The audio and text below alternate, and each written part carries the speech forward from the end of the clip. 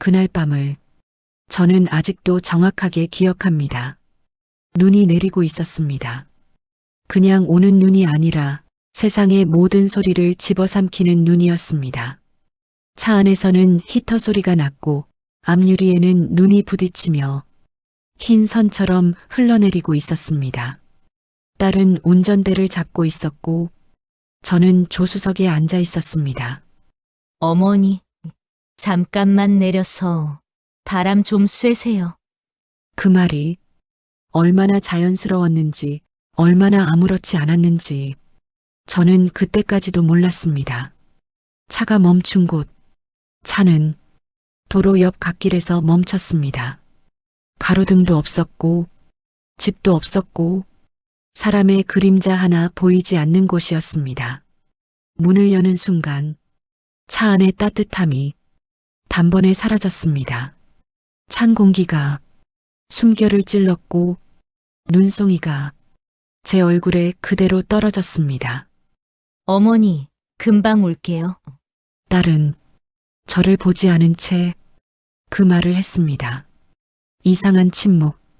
저는 차 문을 닫고 도로 옆에 섰습니다. 눈은 점점 더 세차게 내렸고 제 발자국은 금세 사라졌습니다. 그때 차 문이 닫히는 소리가 유난히 크게 들렸습니다. 쾅! 그 소리는 눈 속에서 유리처럼 부서지지 않고 제 가슴 안으로 그대로 들어왔습니다. 차는 잠시 그대로 서 있었습니다.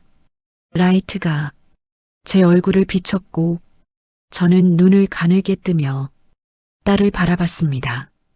차가 움직이기 시작했습니다. 브레이크에서 발이 떨어지는 소리가 들렸습니다. 그리고 차는 천천히 앞으로 움직이기 시작했습니다. 저는 순간적으로 손을 들었습니다. 잠깐만. 하지만 제 목소리는 눈 속으로 그대로 묻혀버렸습니다. 차는 멈추지 않았습니다. 금방 온다는 말. 저는 그 자리에 그대로 서서 차가 다시 돌아오기를 기다렸습니다. 딸이 조금 가다가 아, 맞다 하고 되돌아올 거라고 믿었습니다. 왜냐하면 그 아이는 제 딸이었으니까요. 금방 올게요라는 말은 거짓말이 아니라고 평생 믿어왔으니까요. 발이 얼어붙기 시작했습니다. 시간이 얼마나 흘렀는지 알 수 없었습니다. 눈은 점점 더 쌓였고 제 신발 안으로 차가운 물기가 스며들었습니다. 발가락이 저릿저릿해지더니 이내 감각이 둔해졌습니다. 손은 장갑을 꼈음에도 움직이지 않았습니다. 저는 그때서야 불안해졌습니다. 전화를 걸었습니다. 주머니에서 휴대전화를 꺼냈습니다. 화면은 차가운 공기 때문인지 잘 켜지지도 않았습니다. 딸에게 전화를 걸었습니다. 신호음이 길게 울렸습니다. 받지 않았습니다. 다시 한번 그리고 또 한 번 전화는 끝내 연결되지 않았습니다. 세상이 멀어지는 느낌. 눈은 계속해서 내렸고 주변은 완전히 흰색뿐이었습니다. 차 소리도 바람 소리도 점점 들리지 않았습니다. 마치 제가 서 있는 이곳만 세상에서 잘려나간 것처럼 모든 소리가 사라졌습니다. 그 순간 이상한 생각이 머릿속을 스쳤습니다. 혹시 그 생각을 끝까지 하지 않으려 고개를 저었습니다. 무너지는 믿음. 저는 그 자리에 앉아버렸습니다. 다리가 제 말을 듣지 않았습니다. 눈은 제 무릎 위에 쌓였고 옷은 점점 젖어갔습니다. 그제야 차가 다시 오지 않는다는 사실이 서서히 현실로 다가왔습니다. 그날 밤 눈밭에 남겨진 건 한 노인이 아니라 어머니라는 믿음이었습니다. 사람들은 말합니다. 부모에게 자식은 조건 없는 사랑이라고. 그러나 저는 감히 말할 수 있습니다. 딸이라는 이름은 제 인생에서 가장 따뜻하면서도 가장 날카로운 단어였다고. 제 딸은 제가 39이 되던 해에 태어났습니다. 늦은 나이에 얻은 아이였습니다. 병원 복도를 걸어 나오던 날 제 손은 떨리고 있었고 남편은 눈물로 웃고 있었습니다. 작고 붉은 얼굴, 세상에 대한 두려움도 모르던 그 아이를 안았을 때 저는 처음으로 지켜야 할 이유라는 것을 가슴으로 느꼈습니다. 그 아이의 이름을 부르던 날들을 아직도 기억합니다. 유치원 앞에서, 초등학교 운동회에서, 비 오는 날 우산 하나를 나눠 쓰며 집으로 돌아오던 골목에서 딸은 늘 제 손을 꼭 잡고 걸었습니다. 마치 놓치면 안 된다는 듯 작은 손에 힘을 주곤 했습니다. 그러나 균열은 언제나 아주 사소한 순간에서 시작됩니다. 처음 느낀 낯설문 딸이 중학교에 들어가던 해였습니다. 말수가 줄었고 방문은 자주 닫혀 있었으며 제 질문에는 짧은 대답만 돌아왔습니다. 학교는 어땠니? 그냥요. 그 그냥요라는 말 속에는 제가 더 이상 들어갈 수 없는 세계가 있다는 사실이 숨어 있었습니다. 고등학교에 올라간 뒤부터 딸은 점점 집보다 밖에 오래 머물렀습니다. 학원이라고 했고 친구라고 했으며 과제라고 말했습니다. 저는 믿었습니다. 아니, 믿고 싶었습니다. 딸을 의심하는 순간 제가 쌓아 올린 어머니라는 정체성이 무너질 것 같았기 때문입니다. 결정적인 날은 어느 겨울 저녁이었습니다. 눈이 내리던 날이었고 딸은 약속된 시간보다 3시간이나 늦게 돌아왔습니다.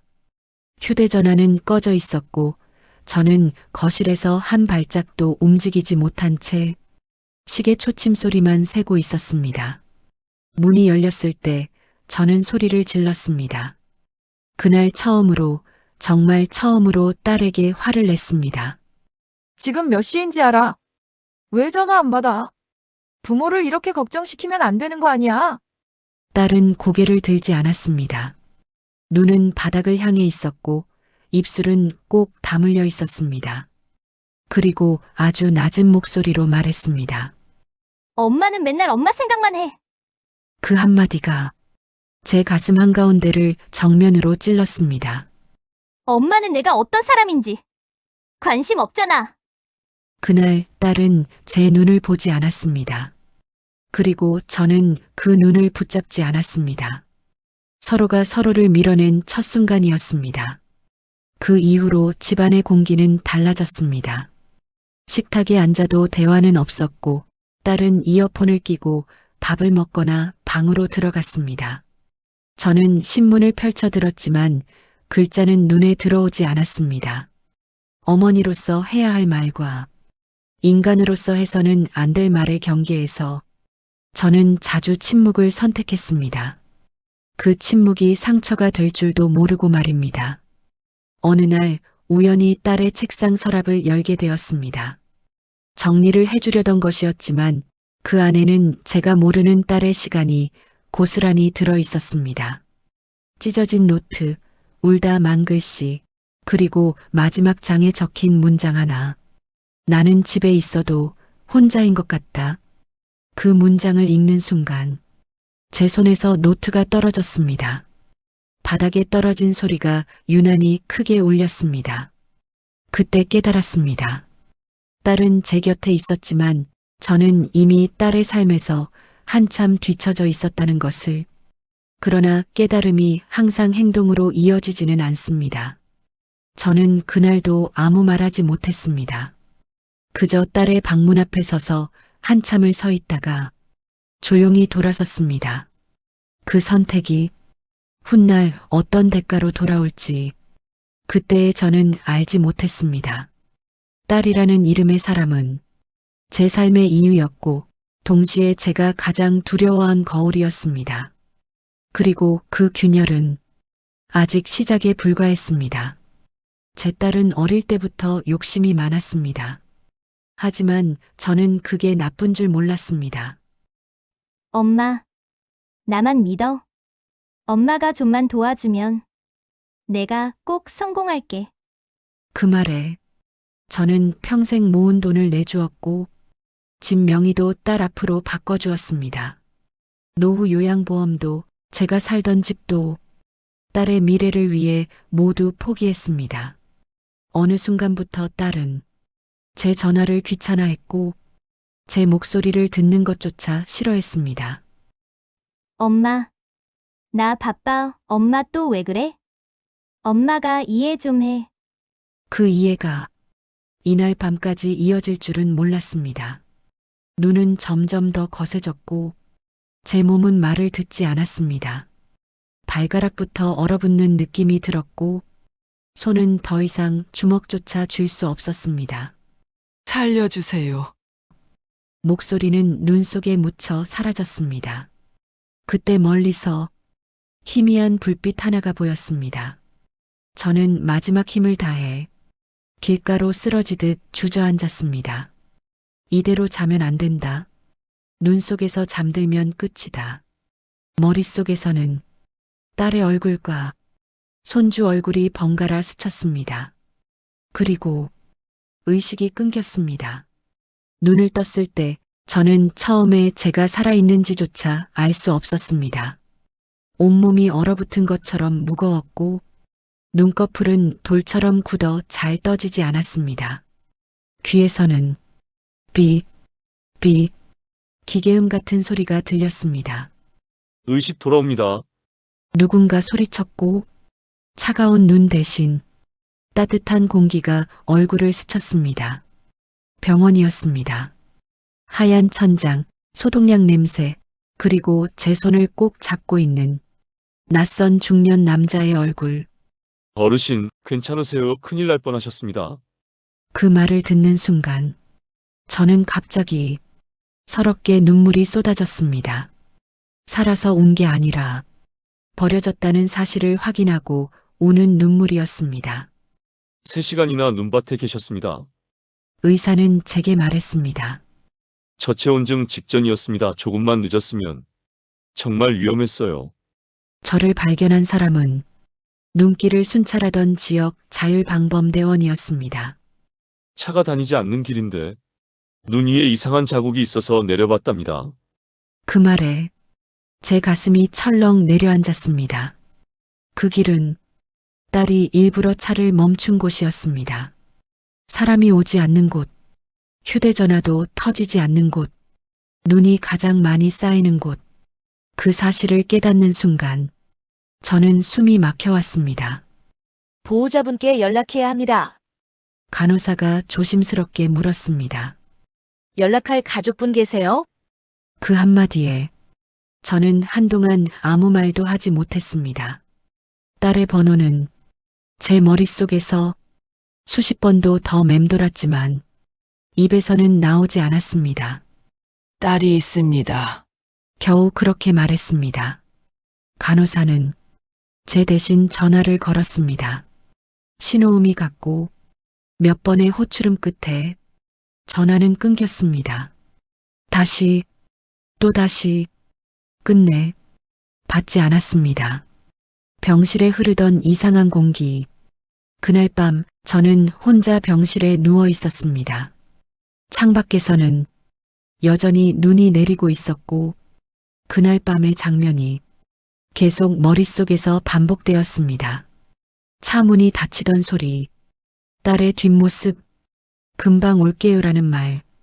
그 말이 살리기 위한 말이었는지 버리기 위한 말이었는지 이제는 너무 분명했습니다. 그때 병실 문이 열렸습니다. 어르신, 경찰이었습니다. 그리고 그의 다음 말은 제 인생을 완전히 바꾸는 말이었습니다. 따님 관련해서 확인할 게 있습니다. 경찰은 병실 문을 닫고 조심스럽게 의자를 끌어당겨 앉았습니다. 그 손에는 얇은 갈색 봉투 하나가 들려 있었습니다. 어르신, 따님에 대해 몇 가지 확인할 사항이 있습니다. 저는 그 순간 가슴이 철렁 내려앉았습니다. 좋은 소식은 아니라는 걸 본능적으로 느꼈기 때문입니다. 무슨 일인가요? 제 목소리는 제 귀에도 떨리는 소리로 들렸습니다. 경찰은 봉투에서 서류 몇 장을 꺼냈습니다. 그리고 차분하지만 단호한 목소리로 말했습니다.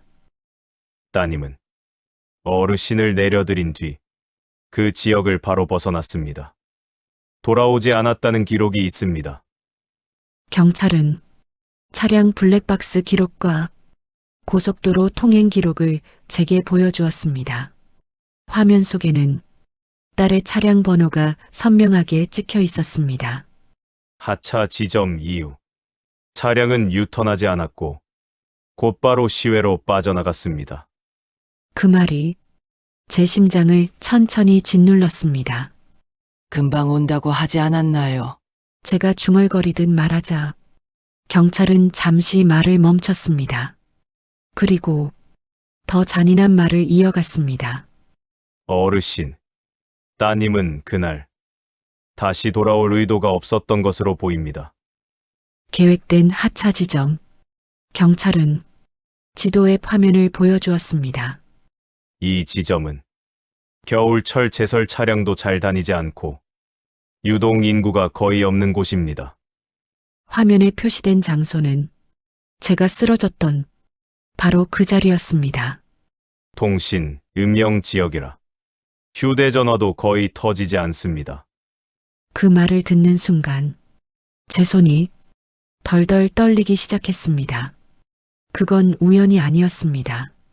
선택된 장소였습니다. 딸의 휴대전화 꺼져 있지 않았습니다. 그리고 한 가지 더. 경찰은 잠시 숨을 고른 뒤 말했습니다. 따님 휴대전화는 그날 밤 꺼져 있지 않았습니다.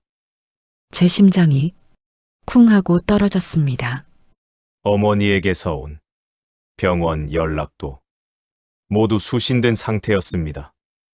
그 말은 곧 딸이 전화를 보지 않은 게 아니라 보고도 받지 않았다는 뜻이었습니다. 제가 처음으로 한 말, 저는 한참 동안 아무 말도 하지 못했습니다. 머릿속이 하얘졌고 눈앞이 흐려졌습니다. 그리고 제가 겨우 꺼낸 말은 이것이었습니다. 그 아이, 제가 키운 아이가 맞나요? 경찰은 아무 대답도 하지 못했습니다. 그 침묵이 모든 걸 말해주고 있었습니다. 봉투 안의 마지막 종이. 경찰은 봉투 안에서 마지막 종이 한 장을 꺼냈습니다. 이건 따님 명의로 진행 중인 재산 관련 서류입니다. 그 종이를 보는 순간 저는 숨이 멎는 줄 알았습니다. 거기에는 제 이름으로 되어 있던 모든 재산이 이미 딸 앞으로 이전된 기록이 정리되어 있었습니다. 그리고 그 날짜는 제가 눈밭에 버려지기 딱 일주일 전이었습니다. 경찰이 병실을 나간 뒤에도 저는 한동안 그 종이를 내려다보고만 있었습니다. 제 이름이 사라지고 딸의 이름만 남은 서류, 평생을 허리 휘도록 일하며 지켜온 것들이 종이 몇 장으로 완전히 다른 사람의 것이 되어 있었습니다. 그제야 모든 퍼즐이 맞춰졌습니다. 딸이 요즘 들어 갑자기 살갑게 굴었던 이유, 병원 검진을 핑계로 차에 태우던 이유, 바람 좀 쐬세요라며 그 눈 내리던 길로 향한 이유까지 저는 짐이 된 존재였던 겁니다. 어머니를 모실 계획은 없었습니다. 다음 날 경찰은 다시 병실을 찾았습니다. 이번에는 딸의 지인에게서 확보한 통화 녹취 내용이 있다고 했습니다. 경찰은 제게 미리 양해를 구했습니다. 어르신, 듣기 많이 힘드실 수 있습니다. 저는 고개를 끄덕였습니다. 이미 들을 수 있는 최악은 다 겪었다고 생각했기 때문입니다. 녹음기에서 익숙한 딸의 목소리가 흘러나왔습니다. 솔직히 말해서 엄마 이제 필요 없잖아. 집도 내 앞으로 다 해놨고 요양원 보내기도 돈 아깝고 그 순간 제 귀가 멍해졌습니다. 그냥 못 버티면 그걸로 끝이지. 녹취는 거기서 끝나지 않았습니다. 눈 오면 그 나이엔 버티기 힘들어. 괜히 문제만 생기기 전에 조용히 끝나는 게 낫지. 조용히 그 단어가 제 가슴을 칼처럼 찔렀습니다. 제 죽음이 딸에게는 조용한 정리에 불과했다는 사실, 저는 울지 않았습니다. 이상하게도 눈물이 나지 않았습니다. 너무 분명해졌기 때문입니다. 이건 실수도 아니고 순간의 감정도 아니었습니다. 계획이었습니다. 경찰은 말했습니다. 현재 유기치사 미수 혐의로 수사 방향을 검토 중입니다. 그 말을 듣고도 제 마음은 이미 다른 곳에 가 있었습니다. 저는 딸의 얼굴을 떠올렸습니다. 어릴 적 제 손을 꼭 잡고 잠들던 그 얼굴을요. 병문안은 오지 않았습니다. 며칠이 지나도 딸은 병원에 오지 않았습니다. 전화도 문자도 없었습니다. 대신 경찰에게서 연락이 왔습니다. 어르신, 따님이 변호사를 선임했습니다. 그 말은 모든 걸 인정했다는 뜻이었습니다. 그리고 동시에 저를 어머니가 아닌 적으로 대하고 있다는 뜻이었습니다. 제가 결심한 것, 그날 밤 저는 혼자 병실에서 오래 생각했습니다. 이대로 조용히 넘어가면 딸은 다시 누군가의 어머니가 될지도 모릅니다. 하지만 저처럼 버려질 사람은 또 나올 겁니다. 그래서 저는 결심했습니다. 끝까지 가기로, 딸이 아니라 세상에 이 이야기를 남기기로. 제가 퇴원하기 전날이었습니다. 경찰이 다시 병실 문을 열고 들어왔고 이번엔 표정이 달라져 있었습니다. 어르신, 사건이 언론에 나갔습니다. 그 말 한마디에 병실 공기가 갑자기 무거워졌습니다. 보도가 시작됐고 녹취 일부도 공개됐습니다. 그날 오후 제 딸의 이름이 뉴스 자막에 처음으로 흘러나왔습니다. 80대 노모 눈밭 유기 사건. 그 자막을 보는 순간 저는 숨을 깊게 들이쉬었습니다. 도망칠 수 없게 되었다는 안도감이 들었기 때문입니다. 금방 올게요의 진짜 의미. 뉴스에서는 딸이 남긴 마지막 말이 반복해서 흘러나왔습니다. 어머니, 금방 올게요. 앵커는 말했습니다. 이 말은 구조 가능성을 차단하기 위한 심리적 기만으로 보입니다. 그 설명을 들으며 저는 처음으로 그 말의 진짜 의미를 이해했습니다. 붙잡아두기 위한 말, 움직이지 말라는 말, 딸의 직장 하루 만에 무너졌습니다. 보도는 삽시간에 퍼져나갔습니다. 딸의 얼굴은 모자이크 처리되었지만 주변 사람들은 이미 다 알고 있었습니다. 딸이 다니던 회사에서 연락이 왔습니다. 사실 확인이 끝날 때까지 출근 정지 조치가 내려졌습니다. 하루 뒤에는 더 짧은 전화가 왔습니다. 회사 이미지에 치명적인 손상이 발생했습니다. 그게 해고 통보였습니다. 변호사의 말, 그리고 거짓 눈물.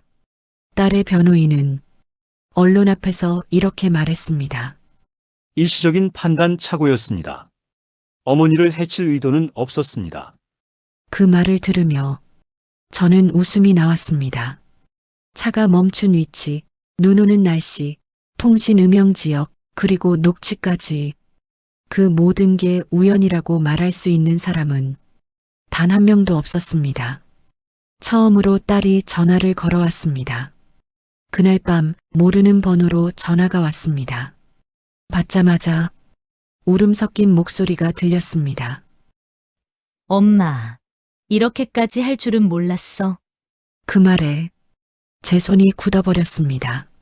사람들이 나를 살인자 취급해.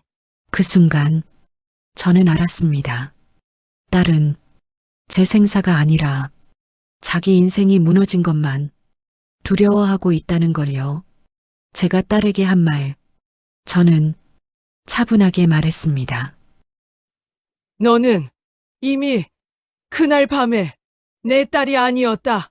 눈밭에 두고 돌아설 때 너는 어머니를 잃었고 나는 딸을 잃었다.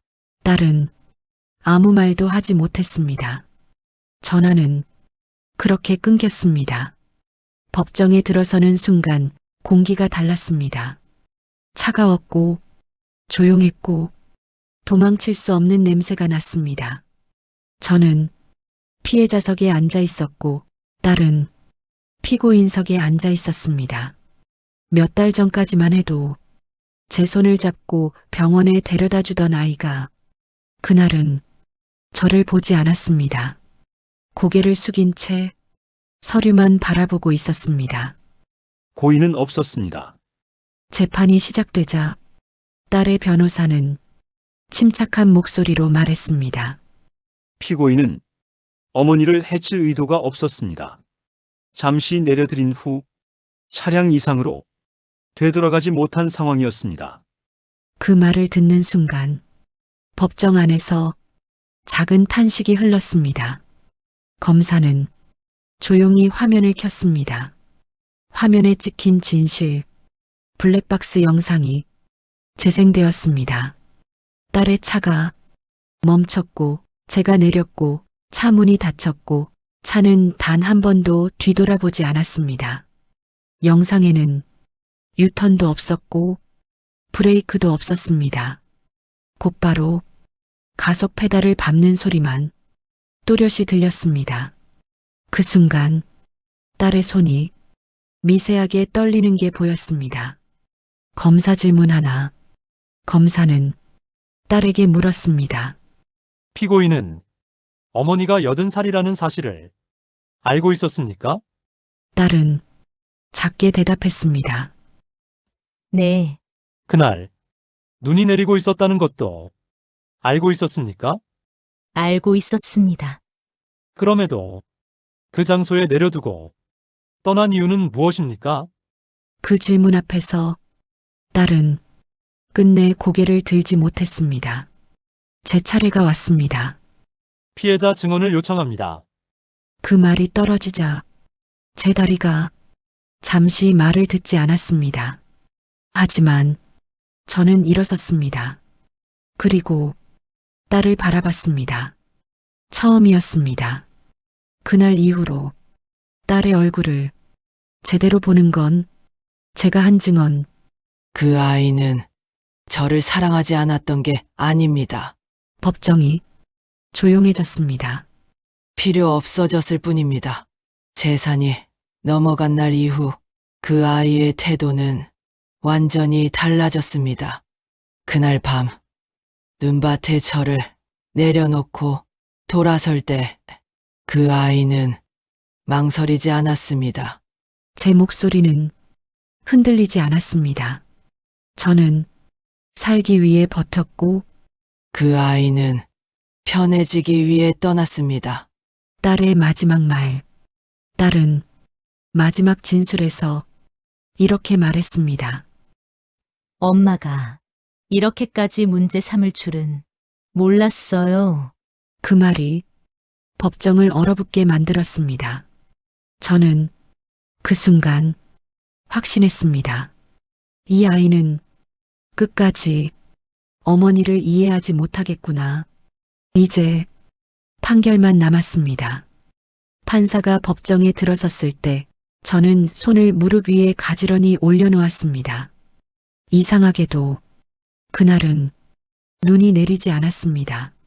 마치 그날 밤의 빚을 이제야 갚는 것처럼 하늘은 맑았습니다. 피고인을 유죄로 인정합니다. 판사의 목소리는 낮았지만 또렷했습니다. 피고인은 고령의 모친을 혹한의 야외에 유기하여 사망에 이를 수 있는 위험에 빠뜨렸습니다. 이는 우발적 행위가 아닌 사전 인식과 선택이 수반된 중대한 범죄입니다. 그 말 한 줄 한 줄이 법정 바닥에 무겁게 떨어졌습니다. 딸의 어깨가 눈에 띄게 내려앉았습니다. 선고가 이어졌습니다. 이에 법원은 유기치사 미수 혐의에 대해 징역형을 선고합니다. 그 순간 딸은 처음으로 울음을 터뜨렸습니다. 변호사를 붙잡고 고개를 저으며 말했습니다. 아니에요. 이렇게까진. 그 말은 저를 향한 말이 아니었습니다. 자기 인생을 향한 절규였습니다. 저는 아무 말도 하지 않았습니다. 사람들은 제 반응을 지켜봤을 겁니다. 어머니로서 용서의 말을 할지 눈물을 흘릴지. 하지만 저는 그러지 않았습니다. 그날 밤 눈밭에서 저를 살린 건 눈물이 아니었기 때문입니다. 호송되는 딸의 뒷모습. 딸은 교도관에게 이끌려 법정을 나섰습니다. 그때 잠시 뒤를 돌아봤습니다. 저와 눈이 마주쳤습니다. 그 눈에는 분노도 미안함도 아닌 억울함이 있었습니다. 저는 그 눈을 보며 마지막으로 딸을 떠나보냈습니다. 세상은 조용히 움직였습니다. 재판이 끝난 뒤 제게는 여러 연락이 왔습니다. 방송국, 기자, 인터뷰 요청. 하지만 저는 모두 거절했습니다. 이 이야기는 소비될 이야기가 아니라 기억되어야 할 이야기였기 때문입니다. 마지막으로 남은 질문. 사람들은 저에게 이렇게 묻습니다. 그래도 자식인데 마음 아프지 않으세요? 그럴 때마다 저는 대답하지 않습니다. 대신 그날 밤을 떠올립니다. 차가운 눈, 닫히던 차 문, 멀어지던 불빛, 그리고 제 안에서 조용히 끝나버린 어머니의 기대를요. 재판이 끝난 뒤 저는 한동안 아무데도 가지 않았습니다. 요란한 위로도 형식적인 관심도 필요 없었습니다. 다만 살아있다는 사실을 천천히 받아들이고 싶었습니다. 다시 그 길에 섰습니다. 봄이 왔을 때 저는 혼자 그 길로 갔습니다. 눈밭에 쓰러졌던 그 자리, 그날은 눈 대신 작은 풀들이 고개를 내밀고 있었습니다. 아무 일도 없었다는 듯 세상은 아주 태연했습니다. 저는 그 자리에 잠시 서서 속으로 말했습니다. 나 살아남았어. 그 한마디가 제 평생을 지탱해준 말이 되었습니다. 제가 선택한 삶, 저는 요양원에 들어가지 않았습니다. 대신 지역 노인 복지관에서 작은 일을 돕기 시작했습니다. 저처럼 자식에게 외면당한 어르신들, 혼자 병원에 다니는 분들, 말 한마디 건넬 사람이 없는 분들, 그분들과 차를 마시며 이야기를 나눕니다. 그리고 가끔은 이렇게 말합니다. 우리가 잘못 살아온 게 아닙니다. 버려진 건 사람이 아니라 양심이니까요. 딸에 대한 제 마지막 정리. 사람들은 여전히 묻습니다. 그래도 용서하실 건가요? 저는 이렇게 대답합니다. 용서는 다시 품는 게 아니라 놓아주는 겁니다. 저는 이미 그 아이를 제 마음에서 내려놓았습니다. 그게 제가 살아남은 방식이었습니다. 참교육이란 무엇인가? 딸은 법의 심판을 받았습니다. 하지만 더 큰 심판은 세상이 아니라 자기 자신과 마주하는 시간일 겁니다. 저는 그 시간을 대신 살아주지 않습니다. 그건 어머니의 역할이 아니기 때문입니다.